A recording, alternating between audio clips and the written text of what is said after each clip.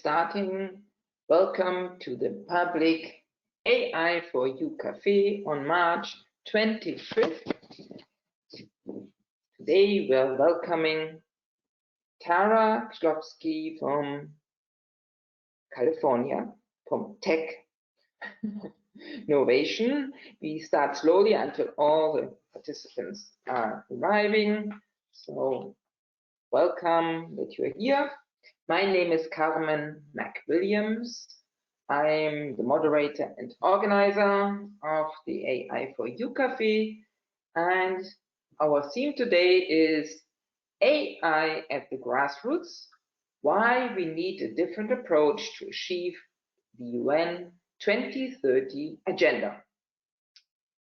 Please take notice that the session will be recorded. You can find the recordings of all Café sessions online on the AI4EU platform. No confidential information shall be shared in this Café session. And in this Café, the speakers express their personal view and opinions. This is not necessarily the official AI project opinion. And as always, we give everybody the chance to come in. So I repeat what this Café is about. Thank you again to be here. The Web Café offers series of live web sessions. The Café is online form to gain insights into the AI scene. Participants get the chance to share knowledge and experiences and meet stakeholders from various areas of AI research and application. And today we have a special guest from California. So we are not only gain insights into the European AI scene, we are gaining insight into the global AI scene. So this is very important. We have also guests from India and from Canada and from US and from other parts in the world. But as we know, it's very early. So for Tara, it's like morning. Here we have afternoon. So it's even more. 1,000 thanks that you made it here. I will now introduce you. Tara is CEO and founder of global tech education nonprofit Technovation. Her company Technovation runs 2 competitions through which it empowers underdeserved communities, especially women and girls, to tackle community problems using cutting-edge technologies, mobile as well as AI, prominently featured in the award-winning documentary Code Girl. Forbes named Chklovski the pioneer empowering the incredible tech girls of the future for work encouraging the next generation of innovators and problem solvers. A STEAM education advocate, she led the 2019 education track at the UN's AI for Good Global Summit, presenting Technovation's finding at SXSW EDU, as well as at UNESCO's Mobile Learning Week and at Mobile World Congress LA, and at the International Joint Conference on AI and the Global Partnership on AI for Humanity convened by the French government, where we met. Since its founding in 2006, Technovation has engaged more than 130,000 children now, parents, mentors, and educators in its mobile and AI programs in more than 100 countries. So this is impressive. Thank you. And now I let Tara talk and we'll give her the moderator role. And again, thank you that you are with us. And here, the floor is yours. I give you the moderator role. Let's see. Thank you, Carmen. Let me work this out over here. I think I learned this. Yes. So hopefully everyone should be able to see this. Perfect. So thank you. Thank you, Carmen, for inviting me. And we are in such an unusual time in this world. So thank you, everyone, who have sort of taken time out of your day and your mind to listen to me. And I hope whatever insights and lessons I have to share would be valuable to you.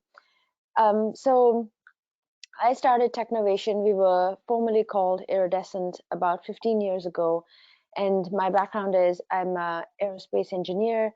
I grew up in India. And when I had a chance to sort of step out of my graduate school work, I wanted to sort of take stock of the big problems in the world and see what I could bring to bear. And one of the big problems was that was very, very apparent to me was the lack of opportunity for people who just by through fate or chance were born in an environment where they could not be what they wanted to be. And so I started this nonprofit with the idea that to build social capital, technical capital, and to open up opportunity. And the very natural sort of tool to bring was technology, because technology can be such a force or an amplifier for an individual. You can do a lot if you learn how to build with technology. So 10 years ago, the really powerful tool was mobile. And we launched a competition called Technovation Girls, where girls learned how to find a problem in their community, create a mobile app, and take it into the market. And of course, now the tool is AI. And but I've been really struck by how different things have been just in the course of 10, 15 years. And I can really feel that the pace of change is very different as well. And so I did a little bit of research trying to see if there was any kind of model for what we've been feeling. And I wanted to share this this graphic. There is a book by two economists who are at Harvard University. The book is called The Race Between Technology and Education, and the authors are Golden and Katz. And their hypothesis is that technology, of course, accelerates faster than social processes such as education. And every time there's a gap, that gap causes some type of pain. So the first gap was, of course, the Industrial Revolution, and the education systems took a little bit of time to respond to the needs of the Industrial Revolution. And it takes time for school systems to catch up and teach the kind of content that the industry requires. And so they overproduce. And when they overproduce for a particular type of skill, it results in society being full of people with particular type of technical expertise that's larger than what it was in the previous generation. And that actually results in prosperity, because the population is being educated with a powerful skill set. But then technology again rapidly accelerates, and again there's a gap, and that causes pain. And so there's this race between technology and education. And I feel that now the pace at which technology is accelerating is even faster, and the world of education needs to wake up and change its model of empowering people, because otherwise I feel that we may not be able to close the gap.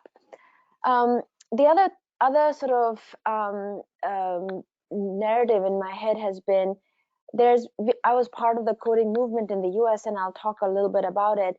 The world has made a lot of progress in terms of raising the bar for a lot of people. Many are escaping extreme poverty. But I think that it's time to raise the bar even more and talk not just about extreme poverty, but really about enhanced capabilities. Do all people have an opportunity and the capability to choose what they want to be and what they want to do? And I think the answer is no at the moment. So the UNDP released the Human Development Report in December last year, and I highly recommend reading it. It's a long report, but it's all about the importance that we have to shift the conversation from basic literacy, basic needs, to empowering people to be what they want to be and to give them the skills to be able to do that. And we are seeing that this inequality is increasing in regards to access to technology. And I think one heartening example has been the way Africa leapfrogged landlines and mobile completely changed the landscape. And I think AI has that power. When I tell people that we run an AI education program for underserved communities, they always look at me very quizzically and say, well, is that what they really need? Shouldn't they focus on basic literacy? And I think this is my argument to them, that when you have such a powerful tool, why shouldn't you give this tool to everybody? And in some sense, that is what can really help them move forward in life. So I think that the UN 2030 agenda, which is prosperity for all, provides a nice goal for us to align our efforts on. And I think there's a need, especially in the context of AI, for a common forum, common language, common tools, not just for the Western world, but also to include that and to bring into the conversation people from underrepresented groups, but also women. And I think there's a real need for the community to be open to these conversations, because currently the number of people talking about AI in a positive frame are few, and these are the experts. And we need to open up the conversation, because in the media, the way AI is presented is really in sort of a negative tone, that it's full of bias, it's taking away our jobs, it's causing more damage, and it's scary. And so there's a real need for us to change the narrative. And one way to do that is to not have a top-down approach, but rather bring it to the grassroots. And all of this, of course, people will not argue that we need diverse perspectives in AI, but what does it really look like? And I think it looks like people who are not the AI experts being involved in these conversations. Last year, I presented at a lot of different global forums, and in all of these forums, I mean, you see the same people talking about AI, and they're talking about diversity, but nobody's doing real work to empower people at the grassroots to be part of these conversations. So I wanted to talk a little bit about the coding movement, because it had similar goals. And this is specifically to the US, but of course, learning how to code has become an important skill and area of focus in the education sector in many different countries around the world.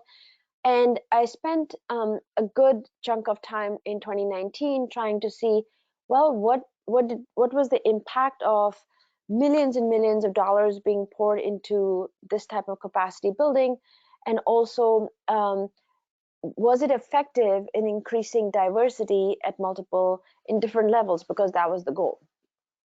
So I looked at data from 2010 to 2019. And so the coding movement was basically targeted at middle and high school students, so grade 6 and above. And we were also part of that. We've been benefiting from a lot of funding from the tech industry as well as the federal government to bring more women, more people of color into technology.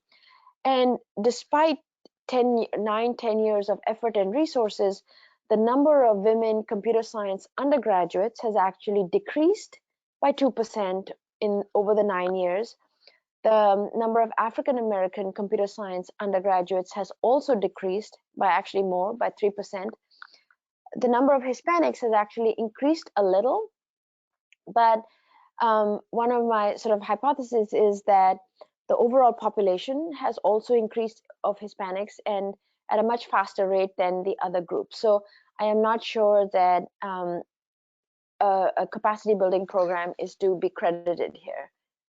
And when I was trying to understand why, despite so much effort and focus, we were not able to meet our goals, there were three themes that emerged. The first was that most of the coding programs focused on teaching children the actual mechanics of coding. Here's how you code in Java. Here's how you code in Python. Here's how you code in a block-based language. And when you do that, of course, the child learns how to code in that particular language. But because there's no overall sense of purpose, this program does very little to change interest and beliefs and attitudes over the long period of time. And this is not about short-term gains. This is really about, is this program effective in changing attitudes over the longer period of time, over many years, because that is really what changes your life. And so right away, a syntax first approach does not result in long-term impact. Second, a lot of programs and now research studies are showing that learning how to code doesn't mean that you know how to apply that code to actually solve a problem. And I think that's such an important part of this, where the education system in general needs to step back and say, are we empowering youth of today to be able to tackle big, complex, real-world problems that they will be faced, or problems like we are facing today, a global pandemic, a fast-moving pandemic, and can we collaborate globally, virtually, from home, and try to tackle a very complex social problem? We are not teaching our students how to do that. And the last piece is that it's easy to build a coding program, put it online, get millions of views on a coding video. That can scale. But what's not easy to scale is the social support that is needed at every level. And when you don't have that social support, guess what? That coding video is not enough to maintain interest over 6, 7, 8, 9 years. And so people drop out, women, minorities drop out at every stage of this process, including in college, including in the workforce. And so I feel that it's really, really important to learn from what didn't work and to apply that to when we're thinking about how do we empower thousands of people to become machine learning scientists, data scientists, experts in AI, and to be able to use AI to tackle complex social problems. So we got to look to this to try to see, let's not try to make the same mistakes again. So we wanted to, again, like dive deep into what research recommends as models of intervention that are effective at scale. And I presented, I'm going to present 4 pillars of a model that has been developed by one of the most renowned psychologists of our time. His name is Albert Bandura. He's a professor emeritus at Stanford, and he's done a lot of research around how do you change self-efficacy, the belief that you can tackle something, you can solve something. That's the sense of self-efficacy. So I've simplified the model, and I call this the 4 E's of self-efficacy. So the first one is of exposure. And there's a lot of talk around the importance of mentors and role models, and that's definitely true. I think there's one nuance to that, and that the role model needs to be relatable and needs to be able to show that the strategies by which they were able to overcome difficulties. It's not enough to show role models saying, look how great my job is, and look, these are all the ways in which I use AI to make the world better. That is not going to inspire someone to devote a lot of effort. The thing that is going to inspire is basically me talking about my journey and of how I solve problems, but also the strategies I use to overcome difficulties. That's what makes me a relatable and an inspiring role model if I were to try to convince somebody to start to build these types of skills. The second is the actual experience itself. And this is where I feel we can learn a lot from video games, where the experience has to be easy to start. There has to be quick feedback and specific feedback built in. An important piece over here is that there are many online badging, gaming kinds of systems where if you do a problem, you earn a badge.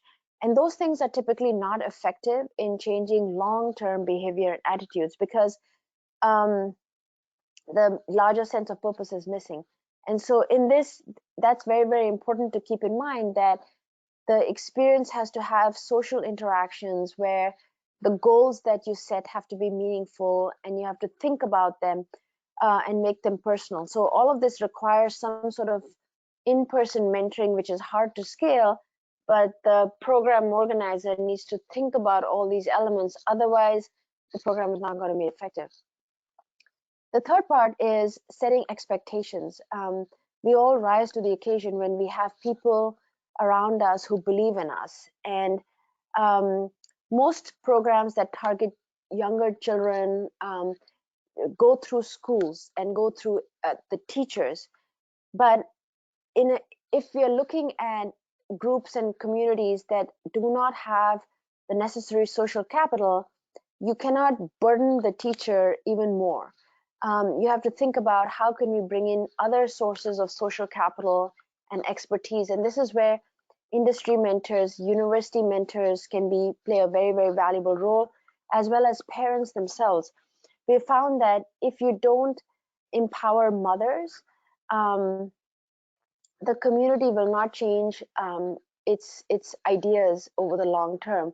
And so it's not just enough to stand up a whole bunch of content and say access is the only thing that is stopping these communities. You have to take the time and effort to build all these supporting pillars into it. And the last part, I like to call it the energy part, but it can also be the emotional part, where you need the adrenaline, the drama that cements a positive experience in your memory. And we also have to realize that we are physical machines, and if we are hungry and sleepy, we are not going to be able to learn anything new.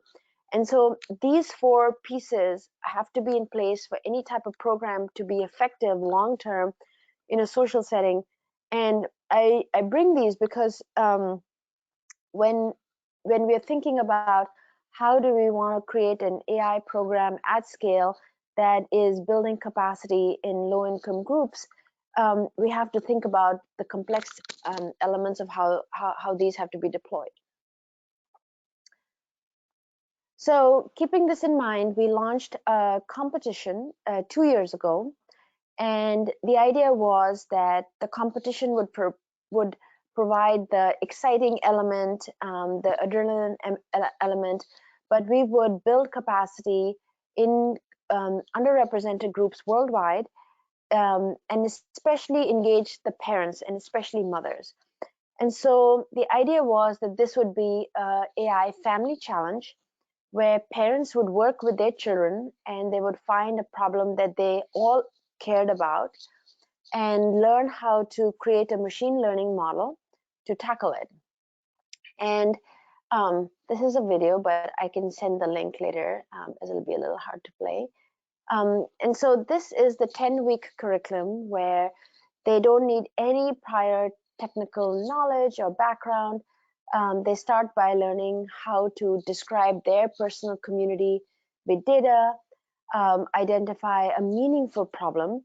This itself is actually a very, very hard task because most of us are used to being given a very concrete box to begin with. We are very rarely given a blank canvas and told to go do what we want to do.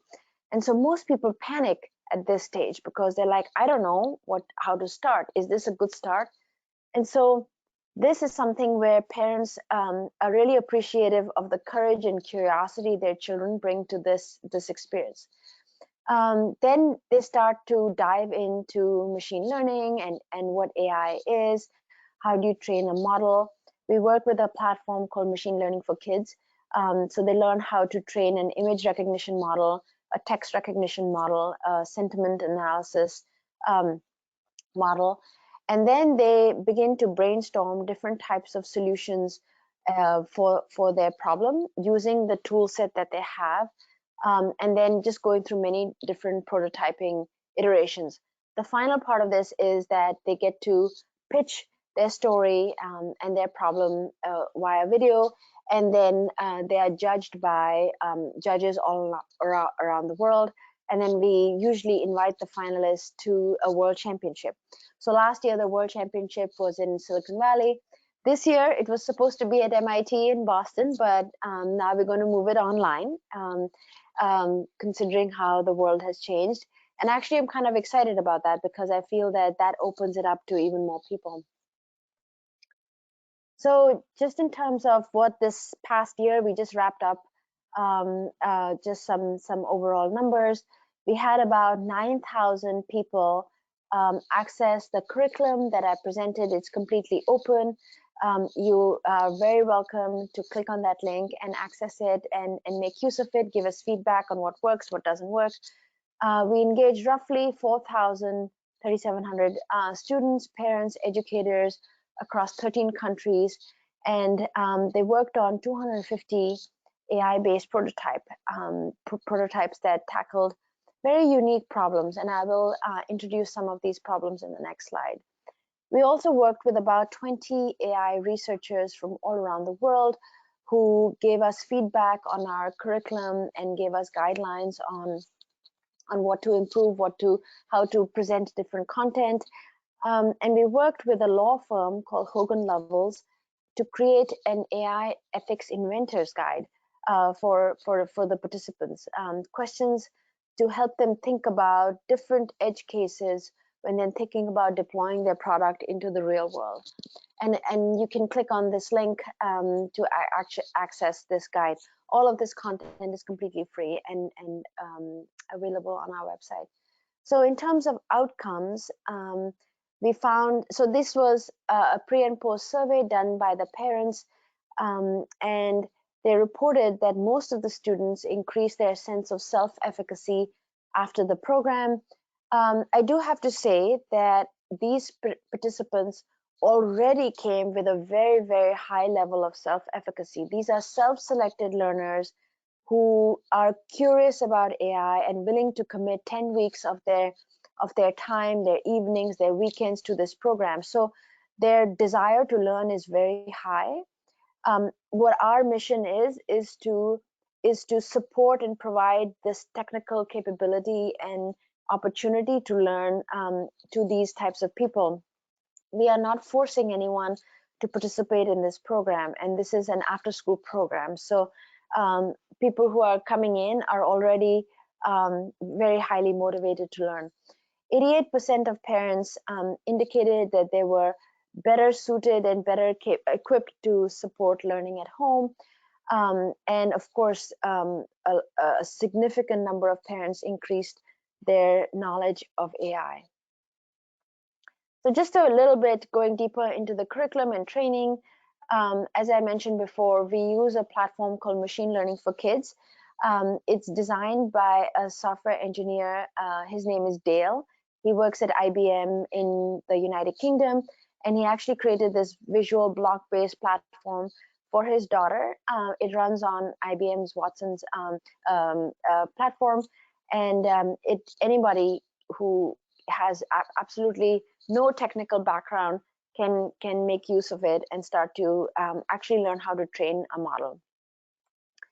On our side, we created a lot of supporting materials, slide decks, all customizable documents that can be used by educators, parents, mentors, and it goes through from the start, what is AI, to the end of actually deploying your prototype into the real world. So I highly recommend, invite you to use this content, give us feedback on what to improve, and collaborate with us in any way that you think would be valuable. And this is just some guidelines on, or just a little snapshot into how we evaluate the prototypes. So there's a very detailed rubric, and these are just some high-level points of how we evaluate the prototypes that are submitted.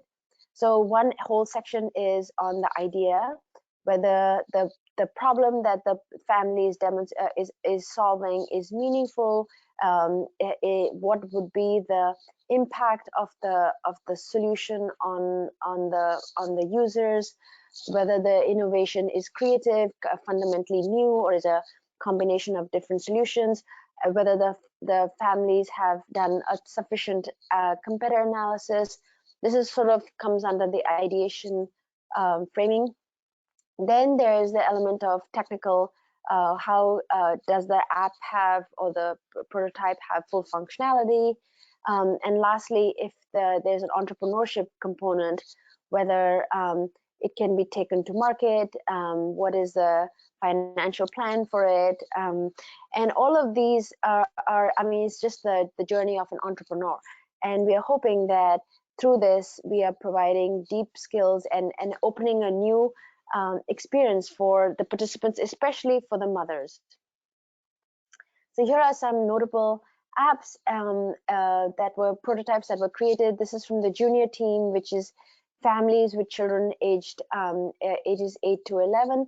There was one app from Pakistan, which was to protect children from kidnapping.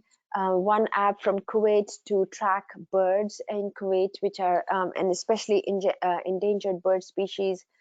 There's one from Spain that's an assistive technology for people with visual impairments. So it's kind of cool where it's specifically trained on medications that visually impaired people need to take. And this is trained to alert people if they're about to take an incorrect medication, and it audibly alerts you. Here are some prototypes from the teams, which are families that have older children, ages 12 to 16. There's one, again, like an assistive technology, which automatically interprets sign language for those who have hearing disabilities. And another one from Palestine, that's an assistive technology for people with speech disorders. So all of these apps, I feel, for us, success is not that they go to market, but really that the families that are participating, it opens up a new world for them where they're like, wow, I could actually make a positive change in my life using technology. So some of the lessons that we learned were as follows, and none of them are sort of very, very like, oh my gosh, like this is a very unusual insight, but we're talking about doing something at scale and making a deep impact. And so some of these may seem obvious, but it's so bear with us. They weren't obvious to us in the beginning. So some of the insights were that of course, it's not that difficult to develop AI curriculum, but it's actually quite hard to support the participants to apply that learning to solve and create something meaningful.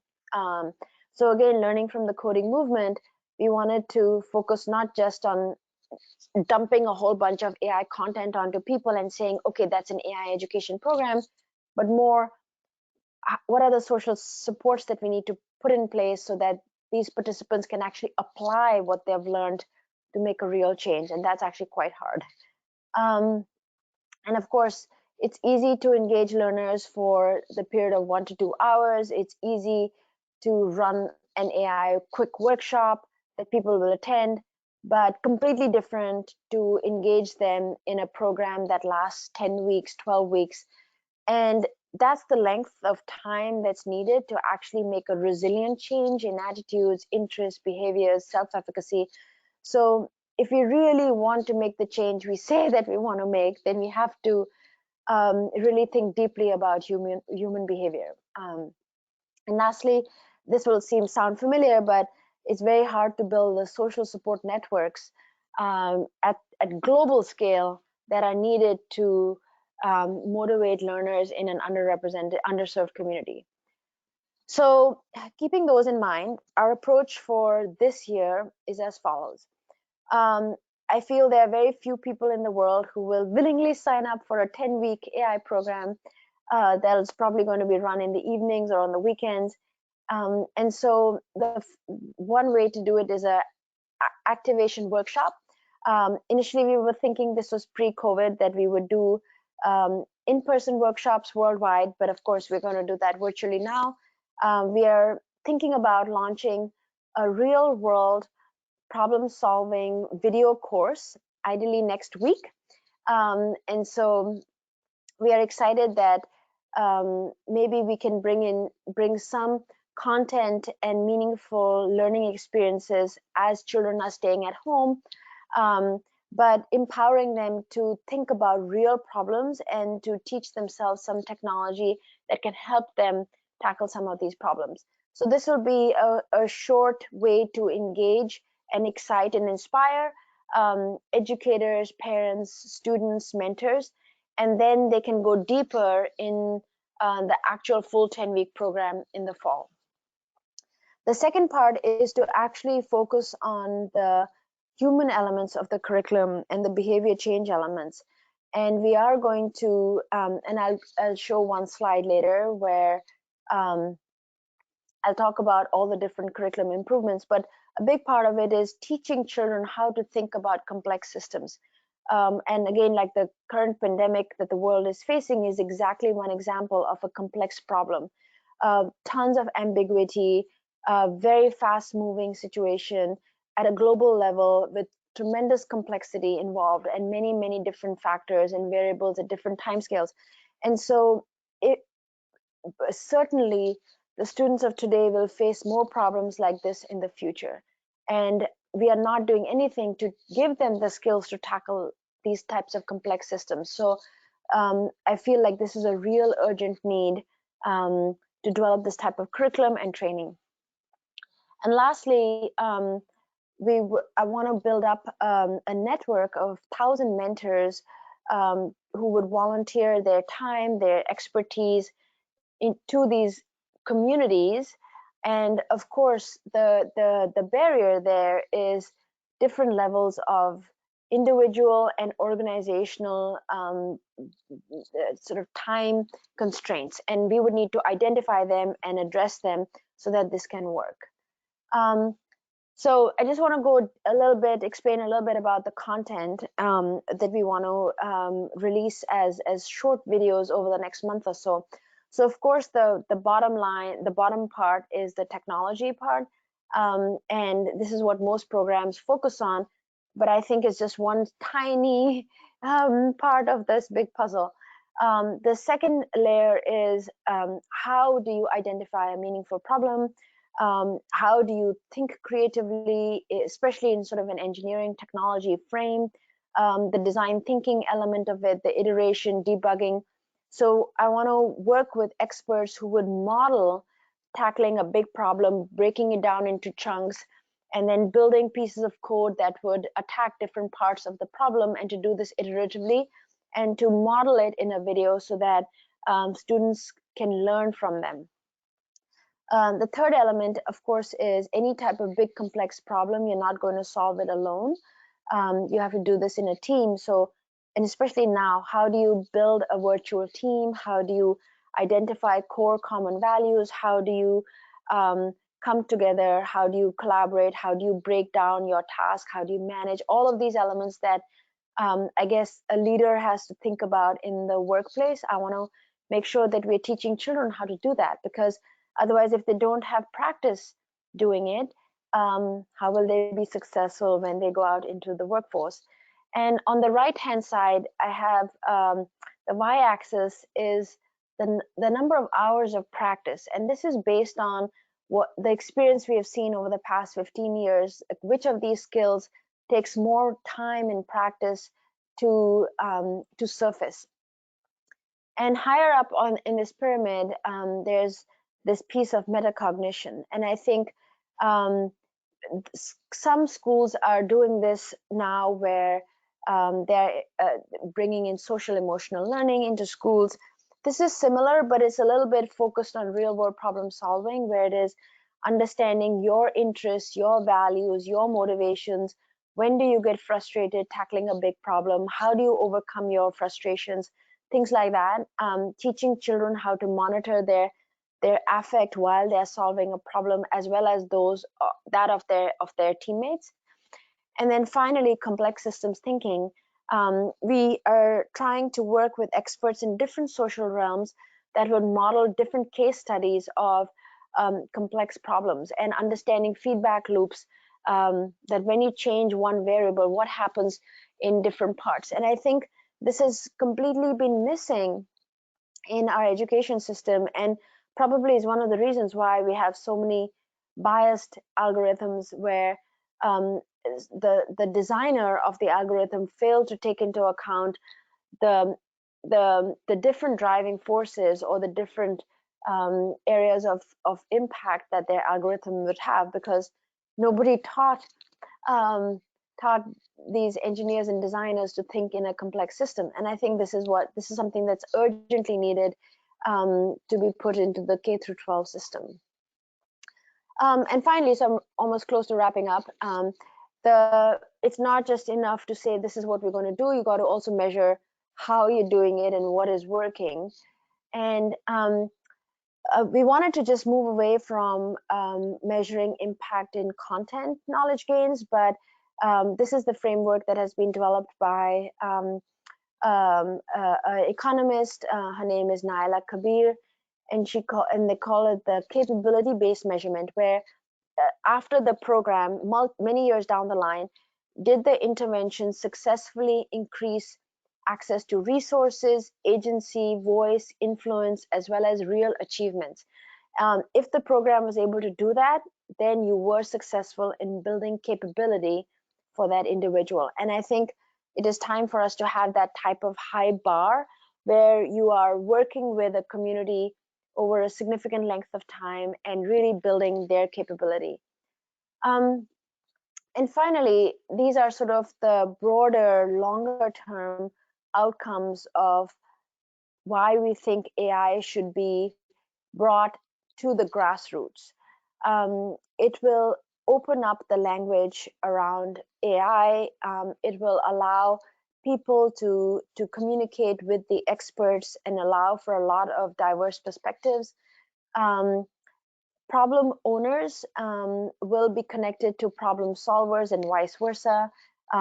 This is going to allow for much more innovation, and of course increased capacity and diversity.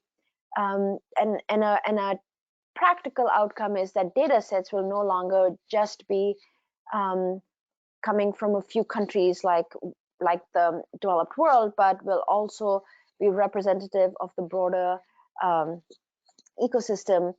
And the final outcome is that you'll have entrepreneurs, local entrepreneurs at the micro level, but each community would have increased its resilience to external threats and shocks. Many of them will be unexpected.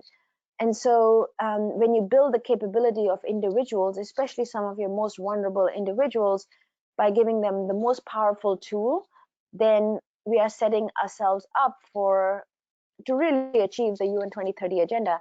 And I feel that we have about 10 years now, and we don't have that much time to explore and try different things. We know what doesn't work, but I think there's a real urgency for us to come together and say, okay, we've got to tackle this complex problem in its entirety, and try to empower the students who are in school today to really be set up for success when they are adults in 2030. So with that, I am at the end of my presentation, and I thank all of you for sticking through this with me, and I'd be happy to take any questions if anybody has any questions. Thank you, Tara. This was very interesting, and I'm completely impressed. And again, dear audience, dear participants, please ask questions in the text panel, on the question panel, as well as you can raise your hand. But let me ask the first, the first question. So if I'm now would like to participate, I would be a teacher and I would like to participate. Where do I go? How do I reach you? Where can I sign up for this 10-week curriculum?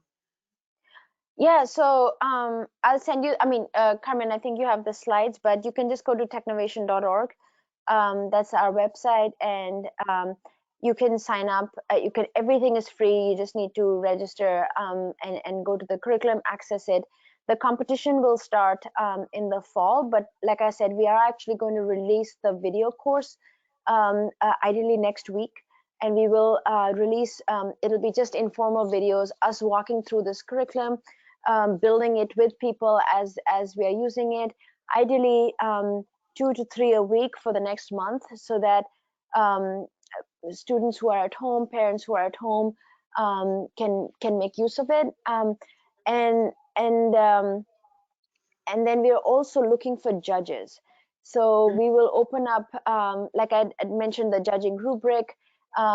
We have girls all over the world tackling problems using and creating mobile apps, and so they will be submitting them for review. We have a need for roughly 4,000 judges.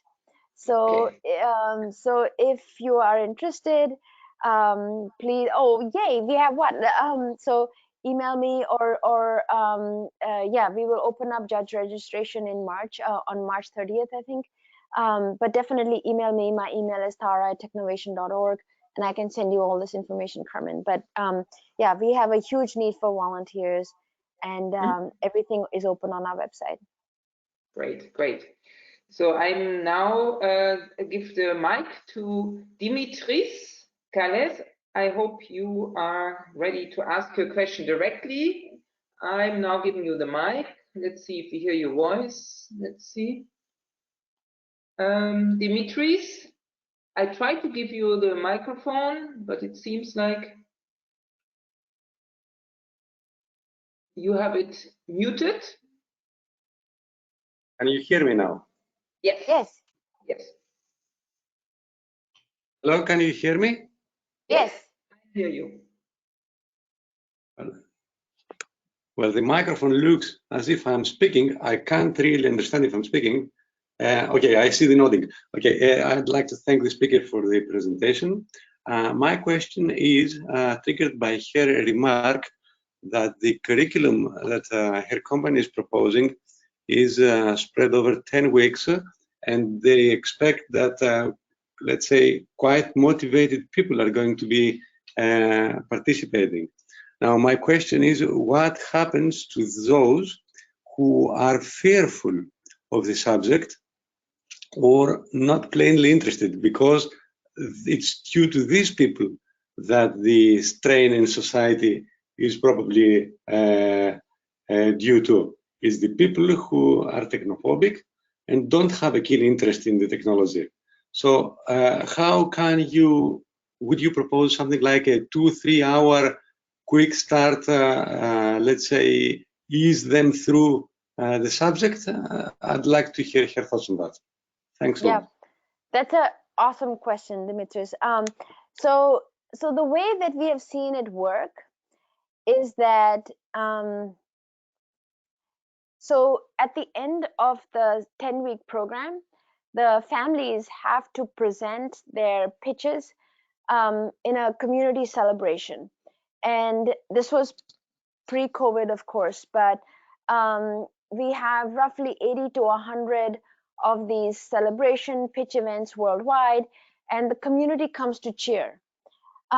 So usually this is made up of a lot of people who may not necessarily buy into AI or tech, or even the fact that women and girls are getting up on stage and talking about innovation, but they're coming there for different reasons. They're coming firstly maybe to cheer their family members, secondly just for curiosity because they don't know what this event is about, and there's food, and it's just a community gathering. Third, maybe that they are skeptical and they want to learn more and come from it from that point of view. And when they come, they basically get to spend 2 hours listening to very interesting examples of using technology to solve problems in their community. And that usually begins to change, and it's done in a not from an outsider, but from someone in their community, and sometimes from young people, right? And young people are incredibly inspiring because their positive hope and energy and just general motivation is infectious. And so that begins to slowly change their mind. And these things are not quick, and it just takes a lot of time. And so we run this program. We've seen it takes about 3 to 4, 5 years for us to be in a community and to begin to change the language of that community, and the mindsets. And I think changing people's mindsets and having them not be afraid is actually a very difficult thing. If you look at, I mean, any kind of example like climate change understanding in the US, or these kinds of things are very subtle. And I think that's why my organization, we've started a deep exploration of how do you change human mindsets and behaviors at scale, and learning from effective programs. So I'm not claiming that we know the answer, but this is a start of, and this is how we've seen it be effective. I don't know if that answers your question cleanly. Thanks. It gives me clues and things to think about. Thanks a lot.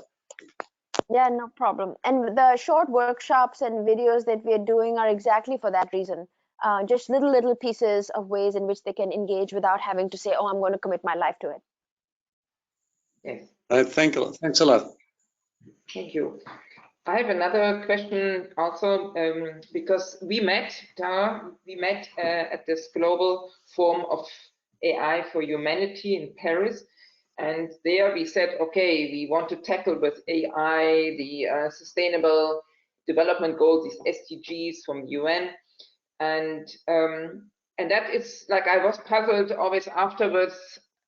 How do you see that, like in this current crisis of health? How do you see, how can we use AI for climate change, fight viruses, or prevent hunger? How do you see this? I think we are seeing it even now. I mean, our participants are coming to us and addressing, using technology to address the social impact of this technology, of this problem. And so, for instance, some girls right now, I mean, so many students are out of school. Many of them are out of any type of formal program, like for exercise and sports, and all of this is having an impact on people's lives, right? It may not directly be related to the science of the disease, but it's the social element of it. And so they're actually creating like AI-based video recognition training models to help students exercise at home, and get like motivation. And so continual life, technology assisted, but in a very unusual time, right? So I think our society is not going to be the same after this, for sure. And it's been impacted in multiple ways. And I think technology is being used to address all of these effects. And that's what really amazes me about this program, is that we never say, okay, go look into a health solution, but we open it up. Well, find a problem that's in your community, and we are seeing that be very, very different for all the communities. Yes, thank you. And I have another question. It's basically when you like want to collaborate together with other people globally, do you see a chance? I mean, there's like, I understand in a hyper-local community, I can, for example, solve something because I do know how to collaborate in face-to-face. But now with this online, we are all at home office. Do you see a chance that we make global teams to tackle problems? So we've thought a lot about that, and I think it's a little tricky because even for adults who know each other to virtually collaborate is hard, as we're hearing in all the media right now. So for young people to do that while learning how a new technology, while learning how to solve a problem is a little bit too much. But I think that returning teams, because we don't think that this is just a one-shot experience, we want teams to come back year after year.